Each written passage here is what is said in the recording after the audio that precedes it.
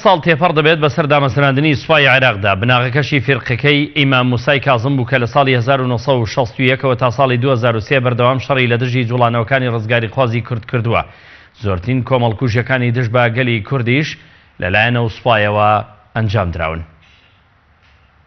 6 کانونی دووەمی ساڵی 2017 96 ساڵ تێپەڕ دەبێت بەسەر دامەزراندنی سوپای عێراقدا. ئەو سوپایی زیاتر لە سوپای داگیرکەران وێرانکاری لە وڵاتدا ئەنجام داوە و ئامرازێک بووە بۆ سەرکوتکردن و چەوسانەوەی گەلانی عێراق. یەکەم هێزی چەکداری عێراق لە 6 کانونی دووەمی 1921دا دامەزرا.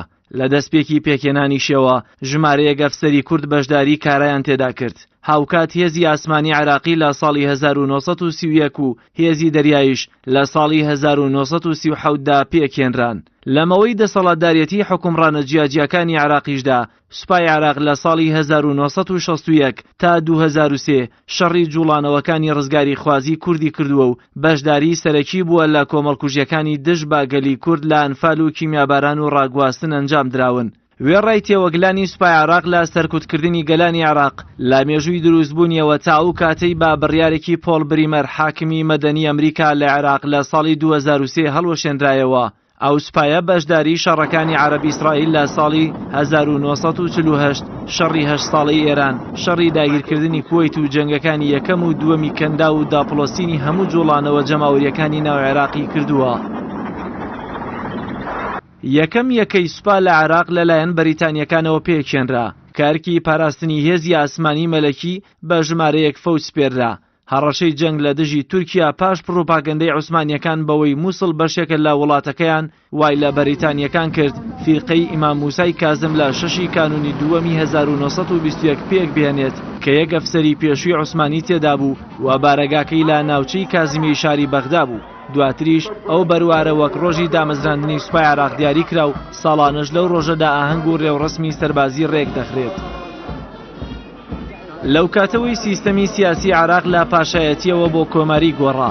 جگە لە جەنگی عێراق و ئێران و جەنگی داگیرکردنی کوێیت سوپای عێراق تەواوی ئۆپەراسیۆنە سەربازیەکانی لە نێوخۆی عێراقدا بووە و بە ئامانجی سەرکوتکردنی جوڵانەوە ڕزگاری خوازەکان و پاکتاوکردنی نەیارانی سیاسی دەسەڵاتدارانی وڵات. بە شێوەیەک سوپای عێراق بە بەرپرسیار و تاوانباری سەرەکی دێتە ژمار لە جینۆسایدی گەلی کورد و ئەنجامدانی تاوانەکانی ئەنفال و کیمیاباران و ڕوخاندنی هەزاران گوندی کوردستان.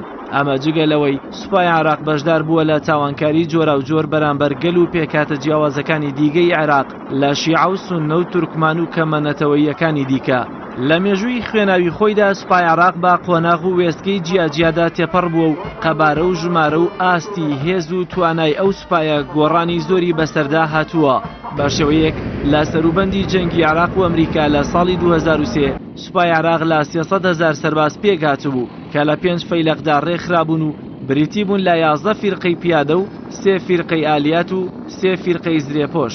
ئەمەش لە کاتێکدا پێشتر و لە دوای کۆتاییاتنی جەنگی عێراق و ئێران ژمارەی سوپای عێراق زیاتر لە 1 ملیۆن سەربازی تێپەڕاندە بوو. پاش ئازادکردنی عێراق و ڕوخاندنی ڕژێمەکەی سەدام حوسێن سوپای عێراق ڕۆژی 23 ئایاری ساڵی 2003 لەسەر فەرمانی پۆڵ بریمەر حاکمی کاتیە و کاتەی عێراق هەڵوەشێنرایەوە. هاوکات بەپێی فەرمانی ژمارە 22 دەسەڵاتی کاتی هاوپەیمانان لە حوتی ئابی هەمان ساڵ دەستگرا بە پێکێنانی سوپایەکی نوێ بۆ بەرگریکردن لە ئایندەی عێراقی سربەخۆ.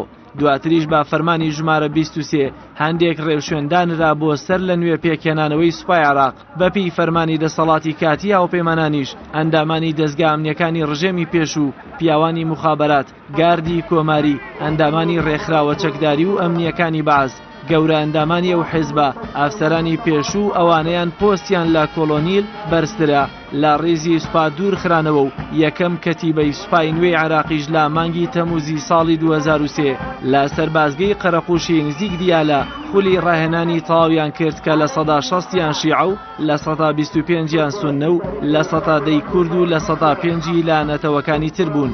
بە پێی ئامارە نافەرمیەکانیش لە ئێستادا ژمارەی ئەندامانی سوپای عێراق لە 300,000 سەرباز زیاترە.